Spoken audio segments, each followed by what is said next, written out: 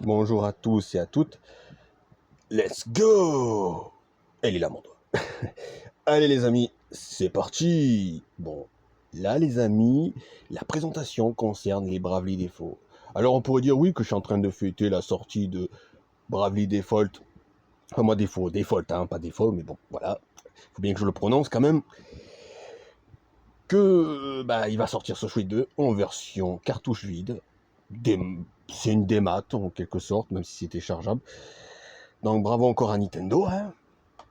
Voilà, hein, pour favoriser le démat et détruire le jeu physique, alors qu'à l'époque, comme vous pouvez le voir, on avait les versions physiques. Mais le but de la vidéo, comme je l'ai dit dans le titre, c'est vous montrer surtout les versions japonaises. Mais comment bien commencer que par vous présenter les versions européennes. Nos très chères versions européennes, évidemment, magnifiquement censurées, charcutées pour l'Europe, bien sûr pour nous pauvres Européens, évidemment. Voilà, pour des âneries, bien sûr. Le bikini sexy, dans celui-là, il n'y est pas. C'est plus un short. Mais les amis, le but de la vidéo, c'est pas vous parler du bikini sexy, même s'il y aurait de quoi, je rigole. Je veux vous dire, les amis, le but, c'est de vous parler des boîtes et de la version japonaise surtout.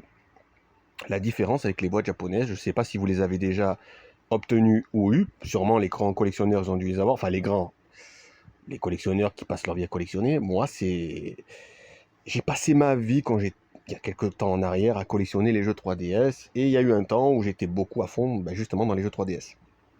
Aujourd'hui beaucoup moins. Bon, comme ma 3DS elle est cassée, il va falloir que j'en achète une.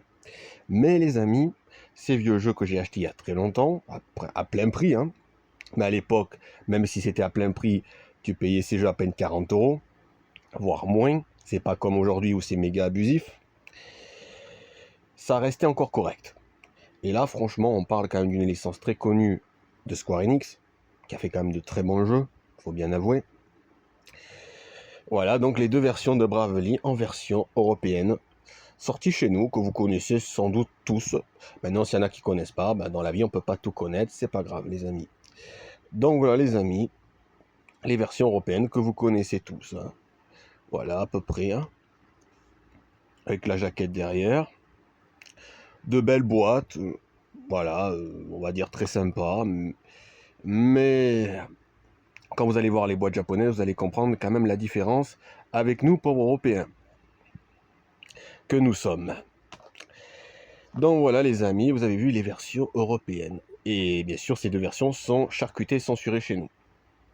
Pour beaucoup de tenues, et surtout pour le bikini sexy.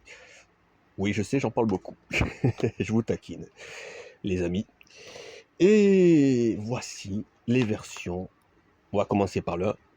La version japonaise de Bravely Default Flying Fiery, si je le prononce bien, j'espère, en version japonaise, que j'ai acheté à l'époque, pas du tout cher, que j'ai payé vraiment au prix le plus bas, et dont je suis très fier d'avoir acheté il y a un moment, hein, maintenant ça remonte. Et bien sûr, ça brille, la boîte brille, elle est magnifique.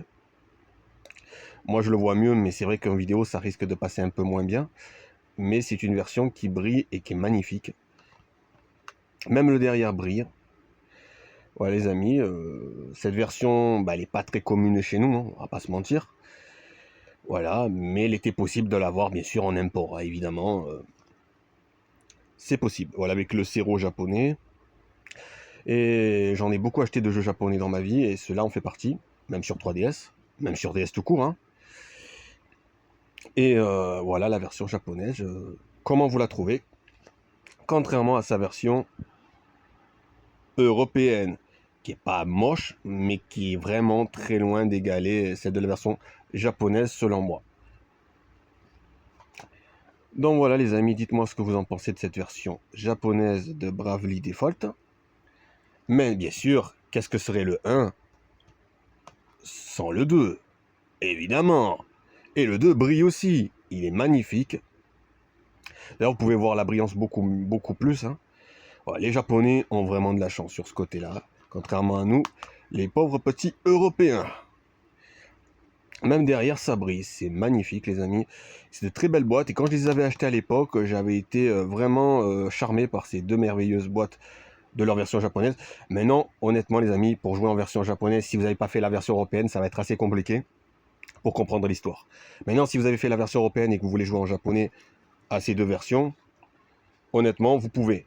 Mais c'est pas facile à jouer, puisque les techniques sont en japonais, c'est un jeu RPG, et les RPG en japonais, c'est pas évident. C'est pas réputé pour être évident, à moins que vous parlez complètement ou maîtrisez totalement le langage japonais.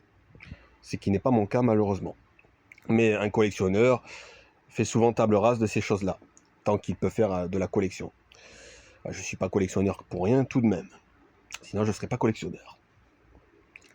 Et peut-être qu'un jour, je serai un ex-collectionneur, à force de voir le jeu qui va dans sa déchéance. Donc voilà les amis, les versions japonaises qui brillent. Et là, elles ne brillent pas. Ah, ils brillent enfin.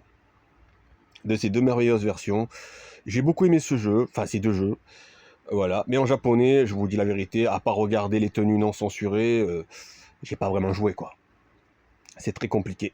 Mais c'est des versions à laquelle j'y tiens beaucoup et je suis très fier d'avoir et c'est un plaisir de les avoir.